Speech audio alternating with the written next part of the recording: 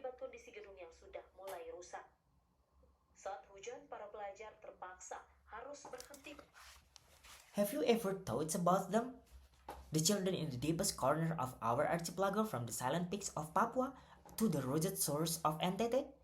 In the neon-lit skyscrapers of Jakarta, we argue about the ethics of generative AI.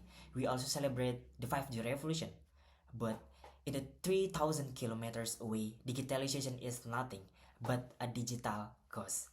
It is a myth whispered in the textbook they cannot even open. Hello, I'm Yonda Eka Saputra and I'm a student of Informatics Engineering Education at Universitas Muhammadiyah Surakarta. And also the one of candidate of outstanding student at Universitas Muhammadiyah Surakarta also.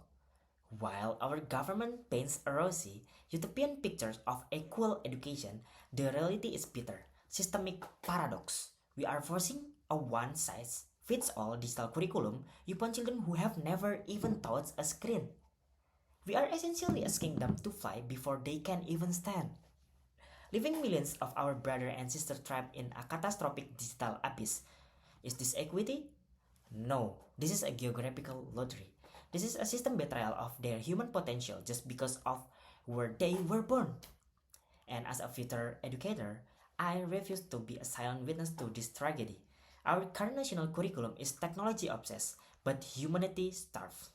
We focus so much on the tools, the laptop, the tablets, the handphone, the signal towers that we completely forget the human processor, the brain. In the treaty regions, schools are forced to skip informatics subjects simply because they lack hardware. They are being told that without computer, without a gadget, they cannot learn to think. This is a pedagogical lie.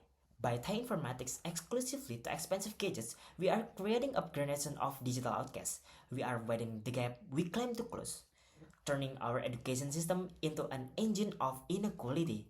So, in the status quo right now, the curriculum, particularly the curriculum Merdeka, represent a progressive vision of education, one that emphasizes digital literacy, computational thinking, student-centered learning, and it is designed to prepare learners for a rapidly evolving, technology-driven world.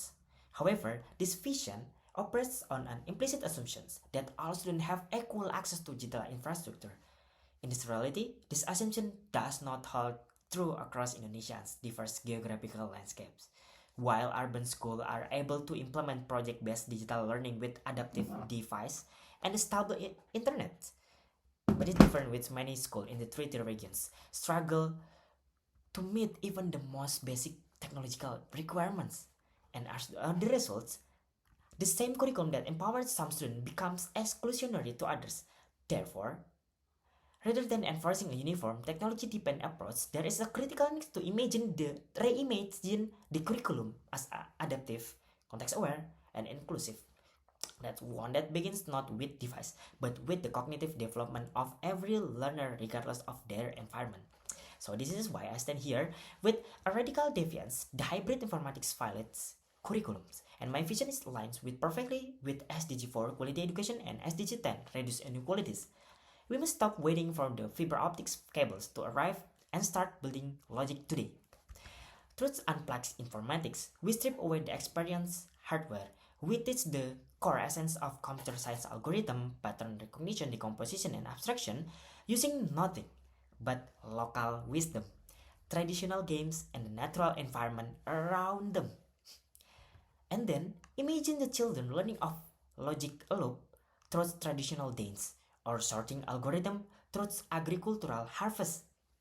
We are building the mental processors of these children long before we ever give them the hardware in their hand. And furthermore, we empower the local teacher to be the architect of their own digital destiny. We turn every remote village into a hub of computational thinking. We are preparing their minds to be ready so that when the internet finally arrives, these children won't just be passive consumer, they will be masters of technology, the architects of their our own future. And the likes of education must not flicker based on the strength of cellular signal. Informatics is not about the monitor. Informatics is not about the device. It is about the sovereignty of the minds. It is about the power to solve problems and the courage to innovative under any circumstance. Let us stop building walls of digital requirements that only Woody can climb. Let us start building bridge logic and hope that every child can cross. Indonesia will not achieve its golden era if its half of children are still live in the dark. And I am Yonda, and I'm ready to fight for Indonesia where no child is left behind in the shadow of digital device. And because it is, in the end, equality is not a gift, it is a fundamental human right. And thank you.